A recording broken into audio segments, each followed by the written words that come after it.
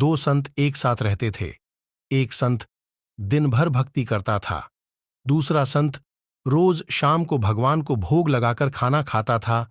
एक दिन दोनों संतों के बीच झगड़ा हो गया, क्योंकि दोनों खुद को श्रेष्ठ बता रहे थे। इस दौरान वहां नारद मुनि पहुंच गए।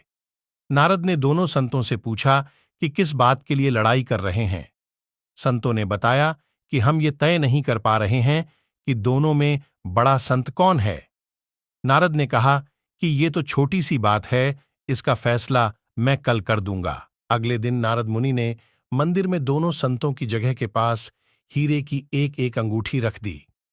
पहले तप करने वाला संत वहां पहुंचा, उसने एक अंगूठी देखी और चुपचाप उसे अपने आसन के नीचे छिपाकर मंत्र जाप करने लगा।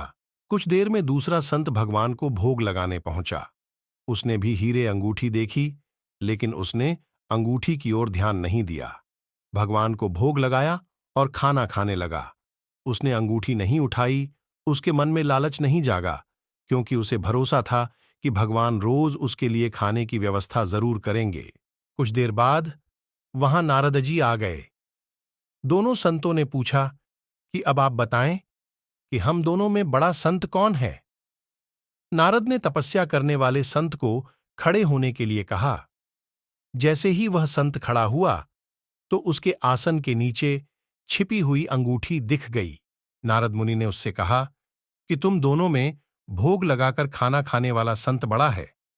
तपस्या करने वाले संत में चोरी करने की बुरी आदत है। उसने भक्ति के समय में भी चोरी करने से संकोच नहीं किया, जबकि भोग लगाने वाले संत ने अंगूठी की ओर ध्यान तक नहीं दिया। इस कारण वही संत बड़ा है। इस प्रसंग की सीख यह है कि भक्ति तभी सफल होती है जब भक्त के मन में बुरे विचार न हो, भक्त बुरे काम न करता हो। जिस भक्त के विचार पवित्र हैं और जो बुरे कामों से दूर रहता है, सिर्फ उसे ही भगवान की कृपा मिलती है।